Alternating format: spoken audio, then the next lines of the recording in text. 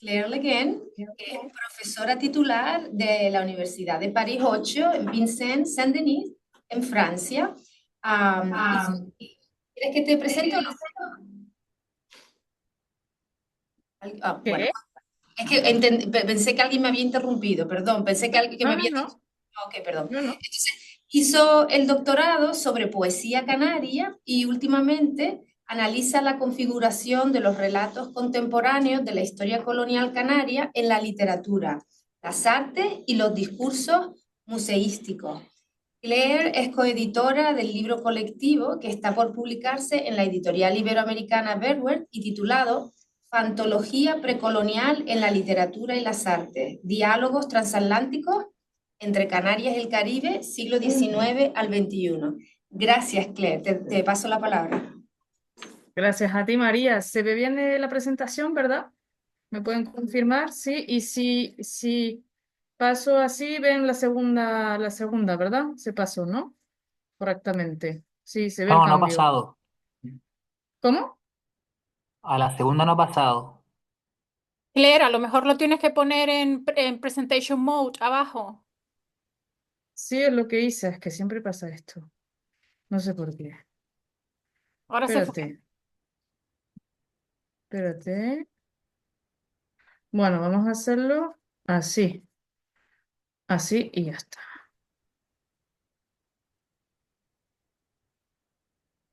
¿Lo ven, verdad? Sí, y así paso y se Ahora ve que sí, va perfecto. pasando. Vale, muy bien. Bueno, pues entonces les voy a hablar de las mentiras y visiones de la historia colonial canaria en este libro que ven aquí, que es un libro arte que se titula San Borondón, la isla descubierta. En un primer momento voy a hacer una pequeña introducción y voy a intentar no hacer spoiler, ya me entenderán. Entonces, voy a hablar de la historia espectral canaria y de esta isla fantasma de San Borondón para aquellas personas que quizás no conozcan. La historia del archipiélago canario se configura a partir de omisiones y construcciones narrativas, la gran mayoría creadas por y para observadores externos que vinieron a apropiarse de sus recursos, a conquistarlo y convertir a las poblaciones autóctonas. Las Islas Canarias ya estaban presentes en los textos transmitidos desde la antigüedad griega de forma legendaria y a principios del siglo XV, exploradores y colonizadores del continente europeo escribieron sobre sus viajes y descubrimientos, dejando para la posteridad crónicas como, por ejemplo, Le Canarien. Estamos en Francia, así que venga, Le Canarien de Jean de Viton. A finales del siglo XV y en el XVI aparecieron las crónicas perdón, hay un problema, me dicen los compañeros aquí que no se ve, no sé por qué. ¿Ahora se ve? Muy bien. Entonces, a finales del siglo XV y en el XVI aparecieron las crónicas de la conquista castellana de Canarias, así como las primeras historias generales escritas por los españoles en las primeras décadas posteriores a la conquista. Las lenguas, culturas y cosmogonías de las poblaciones guanches se borraron de los relatos oficiales o se contaron de forma etnocéntrica, además del sincretismo o la aculturación resultantes de las guerras de conquista, las enfermedades que la diezmaron o su esclavización. Entonces, estas narraciones escritas por colonos y exploradores, inspiradas las unas en las otras a lo largo de los siglos, crean una especie de inmenso relato intertextual en el que se repiten las mismas leyendas y descripciones, por ejemplo, de los guanches, a menudo exotizadas, esencializadas, contradictorias y especulativas. Luego, en los siglos XVIII y XIX, científicos y exploradores extranjeros, de nuevo, por ejemplo, Alemania, Francia o, en este caso de hoy, Inglaterra, siguieron contando la historia de Canarias reutilizando conocimientos etnocéntricos del pasado junto a sus trabajos sobre fauna, flora, geología, antropología, etnología, etc. Y es a partir de todo este macro hipertexto exterior cómo el imaginario colectivo canario se ha forjado una historia y una memoria con lagunas a través de un palimpsesto de crónicas y relatos de viajeros deformados y distorsionantes. Hoy nos interesaremos por la construcción sesgada y exógena de los relatos de la historia colonial a través del análisis del libro que ven aquí, Son Borondón, la isla descubierta, publicado en Canarias en 2004 por por dos fotógrafos canarios que se llaman Tarek Ode y David Olivera. Esta obra nos permitirá cuestionar las narrativas europeas externas para hacer aflorar las estructuras ficticias de las crónicas históricas y los relatos de viaje. Este libro arte, que, bueno, bastante, como lo ven, ¿no? Bastante amplio, está compuesto por el diario de un explorador inglés del siglo XIX llamado Edward Harvey, cuyos editores, entonces estos dos canarios, Tarek Ode y David Olivera, han recuperado los escritos, bocetos y fotografías que él realizó durante su viaje a Canarias en 1865 y su descubrimiento de la novena isla, la mítica isla de San Borondón. Esta isla legendaria es una isla fantasma, lo ven aquí, que aparece y desaparece, una isla ballena que emerge y se sumerge en las profundidades del Océano Atlántico. Y esta isla mágica se inspiró en su origen en un relato de viaje, otro más, del monje irlandés San Brandán en el siglo VI. La isla mágica y ficticia de San Borondón apareció muy pronto en los mapas náuticos, como lo ven aquí, lo ven justo aquí en el centro, que describían Canarias, y también aparecía esta isla ficticia en los tratados entre Portugal y España sobre el reparto de las tierras colonizadas. La Corona de Castilla incluso financió expediciones marítimas para corroborar los relatos de viajes de varios exploradores. Pero, como siempre, el positivismo del siglo XIX, que es la época de este científico inglés, ¿no?, de nuestro libro, acabó por borrar la isla de San Borondón de las preocupaciones políticas e impuso un discurso científico racionalista y meteorológico basado en el principio de la ilusión óptica. Pero esto no significó en absoluto que la isla fantasma desapareciera del imaginario popular canario. Ahora paso a una segunda parte, que sería el esfuerzo de este libro por confirmar la verosimilitud de los archivos científicos, porque por supuesto, como es una isla mágica y ficticia, hay que demostrar, ¿no?, que este manuscrito existió. Entonces, el libro Son Borondón, la isla descubierta, reúne muchas voces contemporáneas que comentan estos archivos del 19. Se abre, por ejemplo, con un prólogo de Sabas Martín, que es un crítico canario contemporáneo especialista del mito de San Borondón, y seguido de una semblanza biográfica de este explorador inglés, Edward Harvey, y en relación con la isla de San Borondón. A continuación, vemos un breve prólogo en el que los dos editores canarios, Tarek Ode y David Olivera, explican cómo pudieron conseguir este manuscrito que ven del relato de viaje de Edward Harvey, así como sus archivos de bocetos, mapas e instrumentos científicos que ven aquí, utilizados en su expedición a la isla de San Borondón en 1865, que según explican los editores, tradujeron y rescataron del olvido. Vemos también como artículos periodísticos escritos en la prensa canaria de la época que ayudan a contextualizar la importancia de este científico en la década de 1860.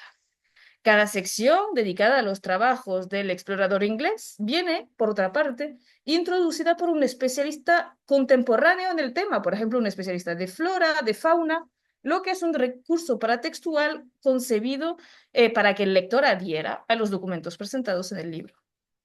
El lector prosigue luego su exploración del libro con algunas fotografías de Edward Harvey del siglo XIX de la isla de Tenerife, que es una isla real y no mágica, antes de llegar a las increíbles fotografías tomadas en la isla de San Borondón, ordenadas cronológicamente y, en algunos casos, especialmente deterioradas, como lo ven, por el paso del tiempo, que sería 1 siglo y medio. Les voy enseñando algunas. Las fotografías están llenas de imperfecciones, manchas y moho. Los bocetos, por otra parte, y láminas de flora, como esta, y fauna, van acompañados, no sé si los ven, por la firma, ¿no?, de Harvey, EH, aquí, EH, y de los nombres científicos latinos de las especies acuñados, como este. Me encanta, es mi preferido. Oculi Magnus Samborondensis, es mi preferido. Entonces, estos nombres científicos latinos acuñados por el científico inglés y también unas herborizaciones de estas plantas de San Borondón que son típicas, ¿no?, de este tipo de textos de explorador. Corresponden estos bocetos al género habitual del dibujo científico, ya que permiten presentar varios ángulos de vista del animal o de la planta. La pieza central del libro es el diario de viaje de Edward Harvey. Se presenta en la forma habitual de los relatos de viajes de exploradores extranjeros, en primera persona del singular. Sigue un orden cronológico que muestra las etapas de preparación del viaje desde Tenerife, incluida la habitual, por supuesto, visita al volcán Teide. Se especifican claramente las fechas y los lugares en los que se escribió cada párrafo en San Borondón, que corresponden a las fechas de los pies de foto de las fotografías. El poder de las imágenes fotográficas en la aproximación a la verosimilitud es importante, como por ejemplo en este caso.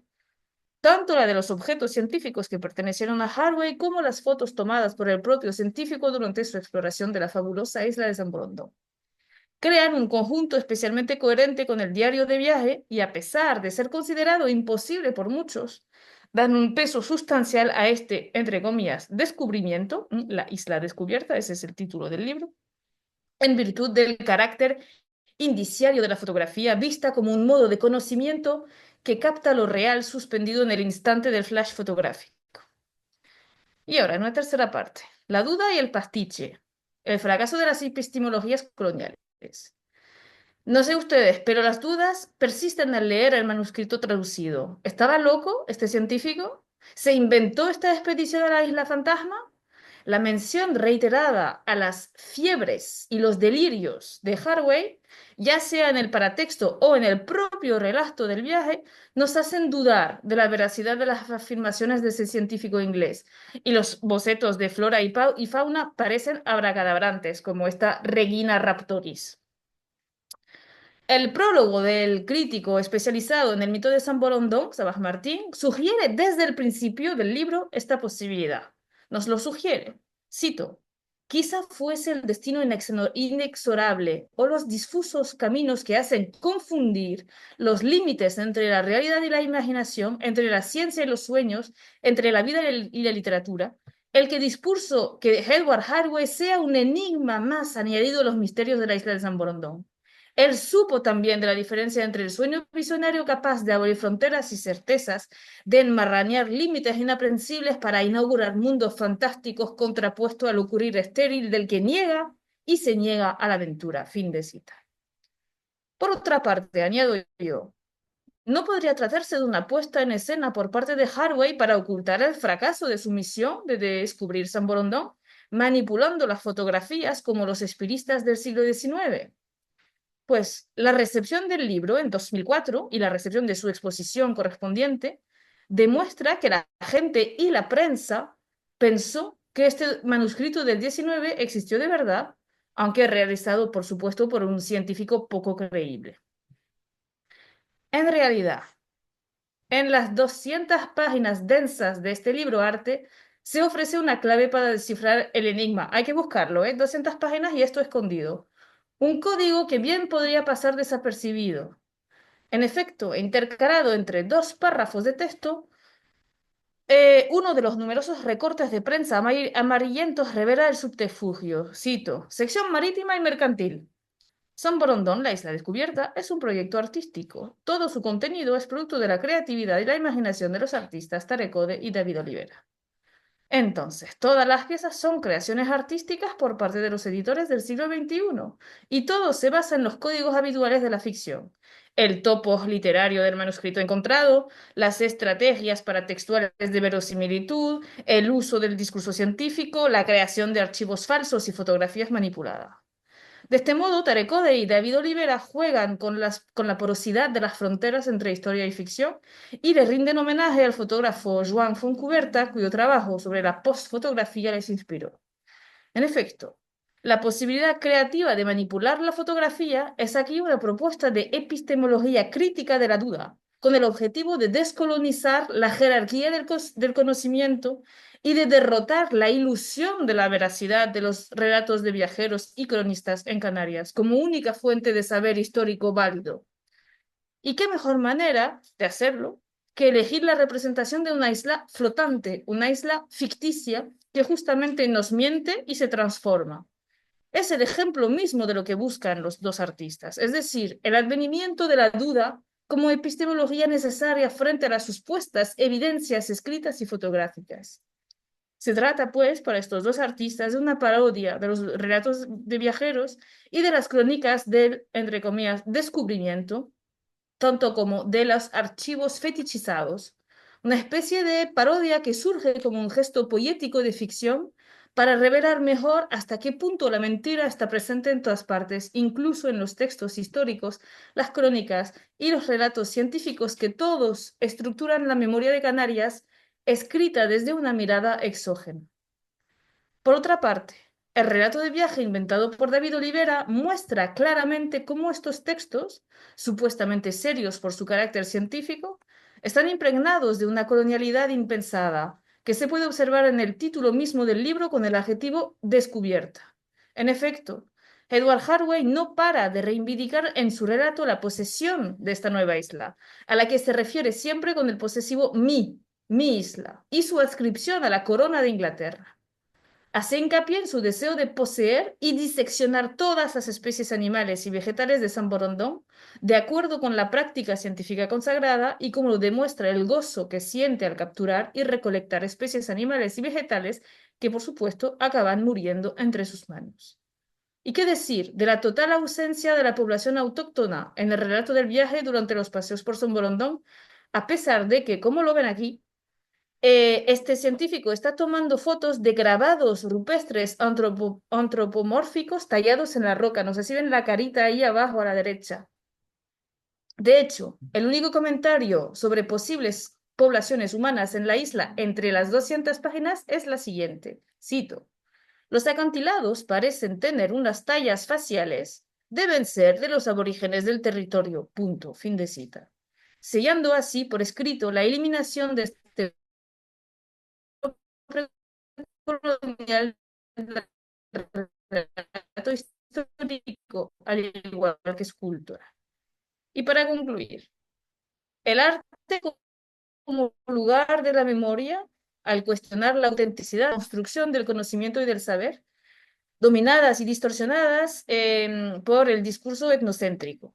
El libro Arte, San Borondón, la isla descubierta, cuestiona la condición espectral de la historia canaria y de sus pueblos precoloniales, cuya memoria colectiva ha sido borrada e impedida, salvo quizá propuesta, cuando se elija a sabiendas los caminos de la ficción. En definitiva, esta utópica isla flotante, cuyo elemento ficcional se asume, no sería, paradójicamente, según los autores, el único anclaje colectivo para la construcción de una historia posible para el archipiélago canario, una historia incompleta que asume por fin el ineludible elemento ficcional de sus relatos. Y muchas gracias.